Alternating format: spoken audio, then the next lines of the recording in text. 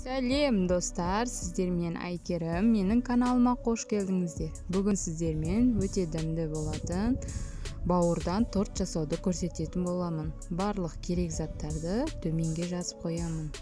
Алдымен бізге май, сүт, майонез, ұн, бауыр, сәбіз, чеснок, пияз қажет болады.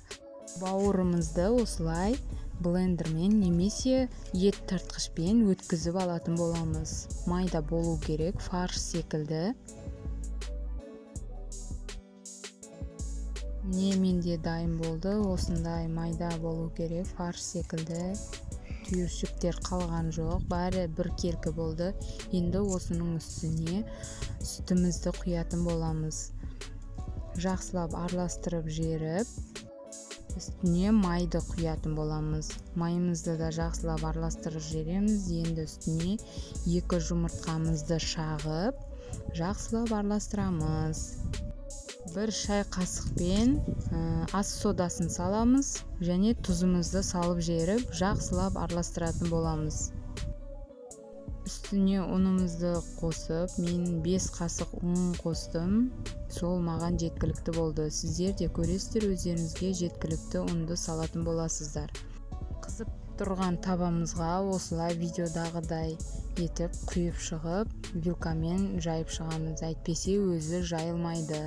Осылай вилкамен жайсаңыздар, оңай жайылады. Тез пісетін болады. Өте оңай пісіру.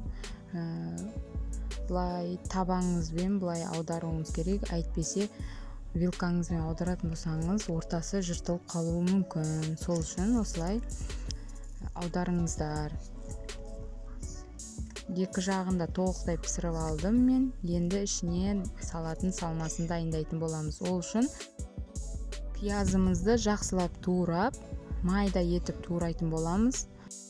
Сәбізімізді осылай терка көмегімен шығаратын боламыз. Майда болса жақсы, үлкен теркадан шығарсаңыздар, ол піспей андай қылады. Сол үшін майдалау етіп шығарғандарыңыз жақсы. Қызып тұрған майымызға пиязымызды салып 3-4 минут қуырып жереміз. Қуырып болған соң үстіне сәбізімізді салып, тұзымызды салып, жарты сағаттай піскенше пісіретін боламыз. Міне менде толықтай пісіп шықты. Енді суытып қоятын боламыз бұны. Бауырымды барлығын толықтай пісіріп алды. Міне енді бір тарелкаға бір ковштан салып, үстіне майонез жағатын боламыз. Майонезді көптеу етіп жағыңыздар. Әйтпесе бауыр өзіне қатты сіңіріп алады, майонез жоқ болып қалады. Аз салсаңыздар, сол үшін көптеу сала беріңіздер. Майонездің үстіне енді сәбізіміз бен пиязымыздың ішіне сарымсақ турап жереміз де, соны үстіне жағып шығатын боламыз. Бір қасықтан салып шықтым мен. Барлық ковштардың үстіне осылай қайталана береді. Майонез жағып, үстіне салмасын салатын боламыз. Өздеріңіздің қалауларыңыз бойынша неше ковш істеуіңіз. Мен 6 ковшты істедім. Бір тарелкаға, қалғандарын басқа тарелкаға істеймін. Егер барлық ковштарды бір тарелкаға істейтін болсаңыздар, ол үлкен болып кетеді. Сосын жеуге ыңғайсыз болып қалады. Сол үшін кішкене етіп істегендеріңіз дұрыс болады деп ойлаймын.